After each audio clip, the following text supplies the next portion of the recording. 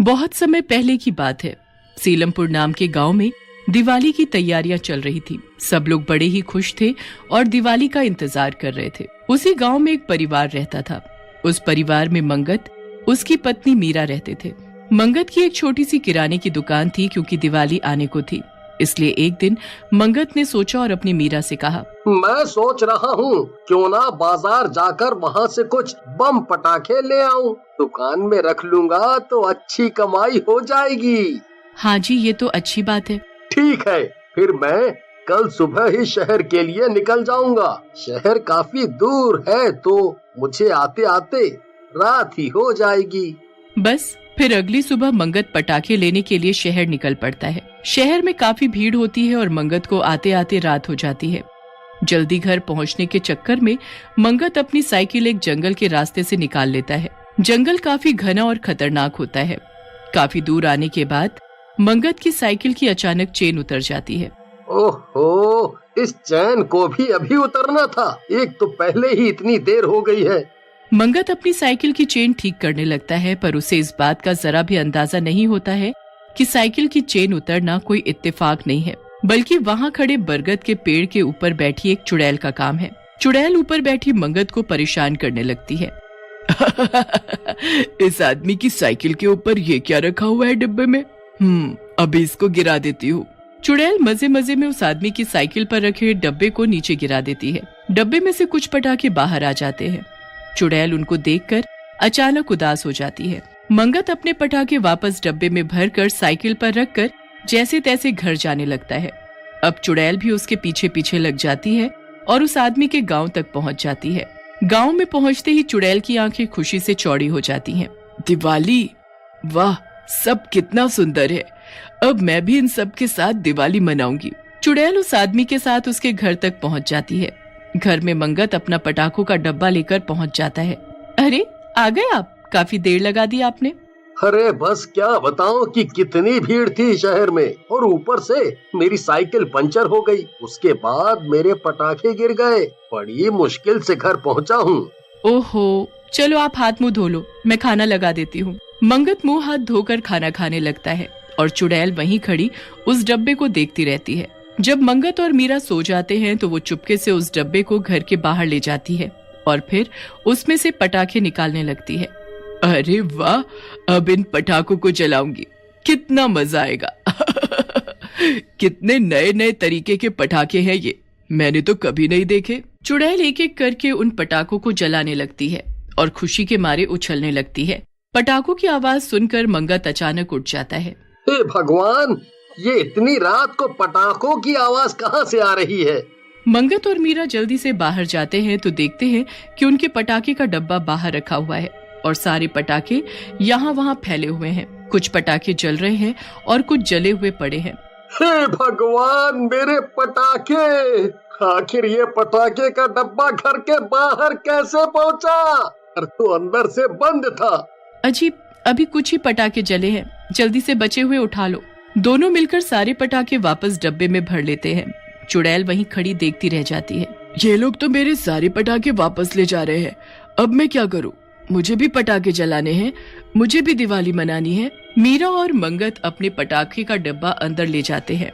उसके बाद चुड़ैल अपना ठिकाना कहीं और देखने लगती है। वो रात को गाँव में यहाँ वहाँ भटकने लगती है।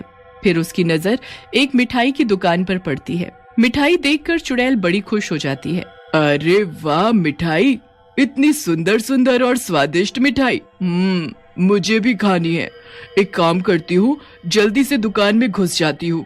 चुड़ैल जल्दी से दुकान की तरफ आगे बढ़ती है और दुकान के बाहर लगी मिठाई में से एक मिठाई उठाकर खाने लगती है। वाह, कितनी स्वादिष्ट है।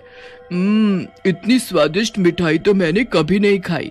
चुड़ैल वहाँ खड़ी मिठाई का स्वाद ले ही रही होती है कि तभी दुकान का मालिक अपने नौकरों को दुकान बंद करने को बोलने लगता है। अरे भाई, इतनी रात हो गई है, जल्दी जल्दी सब मिठाई दुकान के अंदर रखो और दुकान बंद करो। इतने आलसी हो गए हो तुम लोग कि मैं तो परेशान हो गया हूँ तुमसे।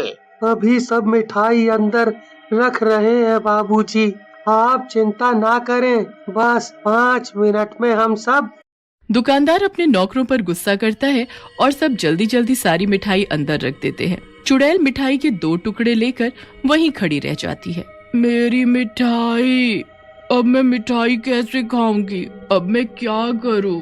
मुझे कुछ और देखना पड़ेगा। वो रात ऐसे ही निकल जाती है और फिर अगले दिन चुड़ैल फिर से यहाँ वहाँ भटकने लगती है। उसे गांव में चारों तरफ दिवाली की तैयारियां होती दिखती हैं, जिसे देख वो बड़ी खुश होती है और वहीं खड़ी होकर सब बड़े ध्यान से देखने लगती है। चुड़ैल की नजर फिर अचानक एक दुकान पर जाती है, जहाँ बड़े ही सुंदर सुंदर कपड़े मिल रहे होते हैं। चुड़ैल हाथ लगाकर उन कपड़ों को देखने लगती है। वाह, कितने सुंदर कपड़े हैं ये! काश मेरे पास भी ऐसे कपड़े होते। मैं भी दिवाली पर सबकी तरह सुंदर सुंदर कपड़े पहनती। एक काम करती हूँ, अभी यहाँ कोई भी नहीं है, जल्दी से एक सुंदर सा सूट निकाल कर देखती हूँ। चुड़ैल एक सूट निकालती है और शीशे के सामने खड़ी होकर उसे अपने ऊपर लगाकर देखने लगती है। अरे वाह, ये तो मुझ पर कितना जच रहा है। अब मुझे भी यही सूट चाहिए, मैं भी दिवाली पर इसे पहनूंगी। चुड़ैल उस सूट को अपने ऊपर लगाकर देख ही रही होती है कि अचानक उसके पीछे दुकानदार आ जाता है, जिसे वो चुड़ैल सामने तो नहीं बल्कि शीशे में दिख जाती है। अरे भाई लोगों, जल्दी आओ, जल्दी आओ। अरे क्या हुआ सेठ जी, क्यों चिल्ला रहे हो? आप तो काफी डरे हुए भी लग रहे हो। अरे बात ही कुछ ऐसी है। अरे पर बात तो बताओ कि क्या है? अरे मैंने अपनी दुकान में एक चुड़ैल देखी है। मुझे वो सामने तो नहीं दिखी, लेकिन वो शीशे में साफ साफ दिख रही थी। वो मेरी दुकान के कपड़े अपने ऊपर लगाकर शीशे के सामने खड़ी थी और खुद को देखकर बड़ी खुश हो रही थी। हे भगवान, ये आप क्या बोल रहे हो? हमारे गांव में मतलब चुड़ैल घूम रही है? अरे भाई लोगों, अब दिवाली आ रही है ना, इसलिए मुझे लगता है किसी ने जादू टोना करके आपकी दुकान में चुड़ैल छोड़ दी है। आप जल्दी इसका कुछ करो, क्योंकि आज आपकी दुकान बर्बाद कर देगी और कल को किसी और की। अरे जल्दी से गांव के तांत्रिक को बुलाओ और वही इसका समाधान करेंगे। और आप सबसे पहले उस दुकान को बाहर से बंद कर दो, ताकि वो चुड़ैल अंदर ही बंद हो जाए। दुकानदार जल्दी से जाता है और अपनी दुकान का शटर बाहर से लगा देता है। शटर बंद करते ही चुड़ैल अंदर बंद हो जाती है। अरे ये दुकान किसने बंद कर दी? अब मैं क्या करूं? मुझे तो इतना जादू भी नहीं आता कि मैं ये दुकान खोल सकूं। अब मैं क्या करूं? चुड़ैल तो अंदर बंद हो जाती है और इधर गांव वाले उस तांत्रिक को बुला लाते हैं। तांत्रिक दुकान के बाहर खड़े होकर अपने मंत्र पढ़ने लगता है और कुछ कुछ चीजें दुकान के ऊपर फेंकने लगता है। मुझे किसी ने नहीं भेजा है, मुझे यहाँ से आजाद कर दो, मुझे जाने दो। तांत्रिक उस दुकान का दरवाजा खुलवाता है और फिर बहुत सारी भभूत उस चुड़ैल पर फेंकता है, जिससे वो चुड़ैल सबको दिखने लग जाती है। उसके बड़े ही फटे पुराने कपड़े होते हैं और दिखने में वो बहुत ही गरीब होती है। मुझे जाने दो, मुझे भस्म मत करो, मैंने किसी का कुछ बुरा नहीं किया। तो फिर तू इस गांव में क्या कर रही है और इस दुकानदार के साथ क्या करने वाली थी? मैं कुछ नहीं करना चाहती थी मैं तो बस इस पटाखे वाले के पीछे पीछे इस गांव में आ गई, क्योंकि मुझे पटाखे जलाने थे। फिर जब मैंने पटाखे जलाने शुरू किए तो उसकी आवाज से ये लोग उठ गए और सारे पटाखे ले गए। मैं बाहर ही रह गई। उसके बाद मैं मिठाई खाने गई तो वहाँ भी उस दुकानदार ने सारी मिठाई अंदर रखवा दी और मैं मिठाई भी नहीं खा पाई। मैंने कुछ नहीं किया, मैं बहुत गरीब थी और दिवाली वाले दिन ही मेरी मौत हो गई थी। बड़ी इच्छा थी हमेशा एक अच्छी दिवाली मनाऊं, पर ऐसा कभी नहीं हो सका। मैं भूत चुड़ैल देखकर बता सकता हूँ कि कितना खतरनाक है। ये चुड़ैल ऐसी नहीं है, ये सच बोल रही है। अब तुम सब गांव वालों को इसकी इच्छा पूरी करनी होगी, पर तुम भी वादा करो कि उसके बाद तुम यहाँ से चली जाओगी। हाँ, मैं वादा करती हूँ, फिर मैं चली जाऊंगी। बस फिर सब गांव वाले उसकी ये इच्छा पूरी करते हैं। उसकी जो इच्छा जीते जी पूरी नहीं हो पाई थी, वो मरने के बाद पूरी हो ही जाती है। दिवाली के खत्म होते ही वो चुड़ैल सबको खुशी से धन्यवाद करती है और वहाँ से हमेशा हमेशा के लिए चली जाती है। एक गांव था, सुंदरपुर। उस गांव में एक बूढ़ी औरत सावित्री अकेली रहती थी। उसका अपना कोई नहीं था। सावित्री जिस झोपड़ी में रहती थी, उस झोपड़ी के पीछे एक आम का पेड़ भी था, जिस पर बहुत सारे आम लदे हुए थे। पीले पीले रसीले सावित्री पूरा दिन उसी पेड़ के नीचे बैठी रहती थी, उन्हें निहारती रहती थी। अगर पल भर भी मैं तुम्हें ना देखूं, तो मुझे चैन नहीं मिलता। जी करता है कि पूरे दिन तुम्हें ऐसे ही निहारती रहूं। ये बीच में कम वक्त रात क्यों आ जाती है? उस वक्त ही मुझे तुमसे अलग होना पड़ता है बस। तभी रामलाल अपनी साइकिल पर कहीं जा रहा होता है। सावित्री को आमों से बात करते देख वो अपनी साइकिल रोककर पूछने लगता है, काकी, ओ काकी, ये क्या पूरे दिन आमों से ही बात करती रहती हो? इन्हें जरा ऊपर पेड़ से नीचे उतारो, खुद भी खाओ और हमें भी खिलाओ। कभी नहीं, तुम्हें पता नहीं कि ये मेरे बच्चे हैं। मैं अपने बच्चों को मार कर कैसे खा सकती हूँ? और हाँ, अगर तुमने इन्हें छूने की भी कोशिश की तो मैं तुम्हारे ये हाथ तुम्हारे शरीर से अलग कर दूंगी, समझे? जाओ यहाँ से, आइंदा मेरे खेतों के आसपास भी दिखाई मत देना। इतना बोलकर रामलाल अपनी साइकिल पर बैठकर वहाँ से चला जाता है। सावित्री को भी पूरा दिन हो जाता है। आमों से बात करते करते अब रात हो चुकी थी। सावित्री अपनी झोपड़ी की खिड़की खोलकर लेट जाती है। तभी अचानक सावित्री की आंख लग जाती है, उसे नींद आ जाती है। सुबह उठते ही सावित्री अपने आमों के पेड़ों को पानी देने जाती है। तभी उसकी नजर आमों पर जाती है। ये क्या है? ये क्या? ये आम आज कम क्यों दिख रहे हैं? कल तो वो भी आम थे, पर आज वो जगह खाली है। इसका मतलब रात को कोई आया और मेरे आम चोरी करके ले गया। आम कम होने की वजह से सावित्री रोने लगती है। तभी वहाँ कुछ बच्चे खेलते हुए आ जाते हैं। काकी, बहुत भूख लगी है, क्या एक आम दोगी? एक मुझे भी, बस एक बार हाँ बोल दो आम देने के लिए, फिर हम खुद ही पेड़ पर चढ़कर आम तोड़ लेंगे। खबरदार, अगर किसी ने भी इन आमों को हाथ लगाया, आम क्या इस पेड़ के आसपास भी मत आना, वरना अच्छा नहीं होगा। अरे काकी, 2 ही आम तो मांगे हैं, दे दो ना। अगर तुम आम नहीं दोगी तो हम किसी दिन इन आमों को चुरा लेंगे। चुराने की बात सुनते ही सावित्री को बहुत गुस्सा आता है। वो पत्थर उठाती है, दोनों फौरन वहाँ से भाग जाते हैं। सावित्री बहुत परेशान थी, सोचते हुए आगे चली जा रही थी। तभी वो एक बड़े पत्थर से टकराकर नीचे गिर जाती है। सिर पर चोट आने की वजह से सावित्री की वहीं मौत हो जाती है और वो मरते ही एक चुड़ैल बन जाती है। मैं मर गई, मैं कैसे मर सकती हूँ? नहीं, ये नहीं हो सकता। अब मेरे आम, मेरे बच्चे मेरे बिना कैसे रहेंगे? अगर किसी को पता चला कि मैं मर गई हूँ तो वो मेरे सभी आम तोड़कर ले जाएंगे। पर मैं ऐसा कभी नहीं होने दूंगी। मैं मर गई तो क्या हुआ? अब मैं चुड़ैल हूँ। चुड़ैल बनकर भी मैं अपने आमों की रक्षा कर सकती हूँ। अब से मैं हमेशा इसी पेड़ पर रहूंगी। चुड़ैल अपने मरे हुए शरीर को वहीं आम के पेड़ के पास गड्ढा करके गाड़ देती है और खुद आम के पेड़ पर जाकर बैठ जाती है और हमेशा की तरह अपने आमों से बातें करने लगती है। एक बार गांव का एक आदमी मनोहर सावित्री के खेत में घुस जाता है आम चोरी करने के इरादे से। अब तो काफी रात हो गई है। सावित्री काकी इस वक्त गहरी नींद में होंगी। यही मौका है इन पेड़ों से आम चोरी करने का। कितने मोटे मोटे और रसीले हैं। डबल दाम में बेचूंगा इन्हें तो मैं। इससे पहले कि काकी उठे, मैं पेड़ पर चढ़कर कुछ आम तोड़ लेता हूँ।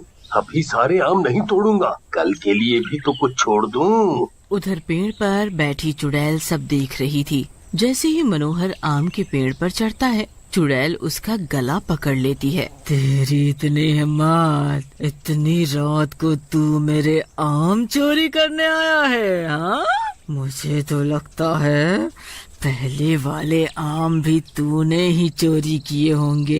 एक तो चोरी, ऊपर से सीना चोरी। मुझे बता रहा है ये किसके आम है?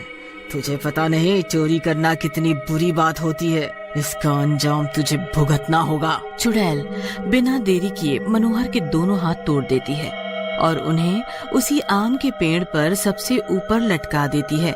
मनोहर बेहोश होकर वहीं पेड़ से नीचे गिर जाता है। जब सुबह होती है तो गांव के कुछ लोगों की नजर उस पर पड़ती है।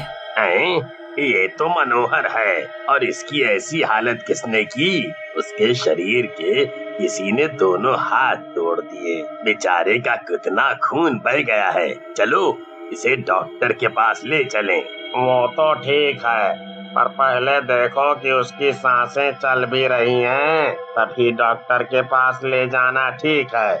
और उसके टूटे हुए दोनों हाथ कहाँ हैं? आसपास तो कहीं नहीं दिख रहे। हमें इसकी जानकारी इसके घर वालों को भी देनी चाहिए। कुछ लोग मनोहर को उठाकर डॉक्टर के पास ले जाते हैं और कुछ लगे थे उसके हाथों को ढूंढने। हरकेश सावित्री के घर जाता है पता करने। चुड़ैल पेड़ पर बैठी हुई मुस्कुरा रही थी। जाओ जाओ जाओ जाओ जाओ, पर मैं तुम्हें वहाँ नहीं मिलूंगी क्योंकि मैं तो यहाँ हूँ।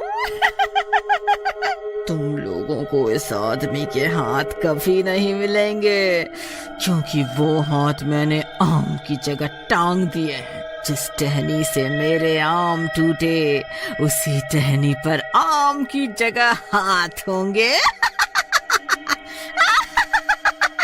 वहाँ हरकेश सावित्री को उनके घर ढूंढने लगता है, पर उसे वो वहाँ नहीं मिलती। घर तो खुला पड़ा है सारा, शायद कहीं गई होंगी। कोई बात नहीं, बाद में पता कर लूंगा। फिर हरकेश वहाँ से चला जाता है।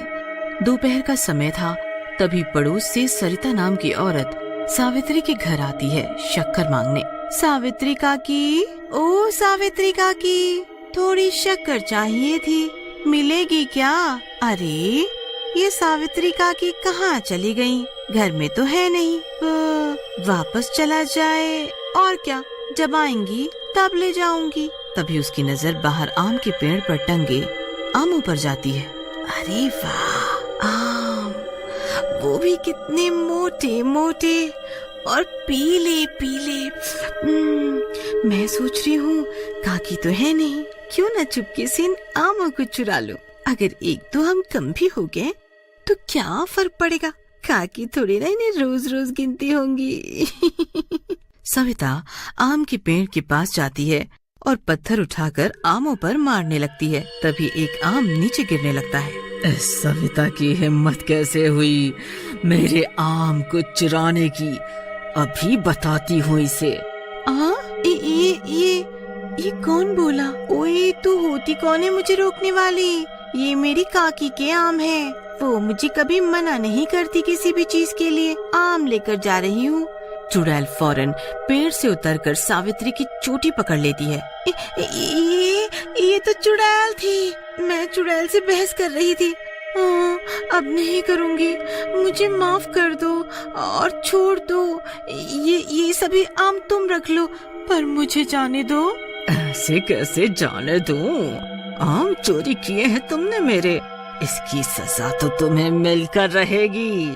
चुड़ैल जैसी सविता के हाथ उखाड़ने वाली होती है, तभी पीछे से लोगों की भीड़ आ जाती है। छोड़ दो उसे काकी, एक आम चोरी करने की इतनी बड़ी सजा मत दो उसे।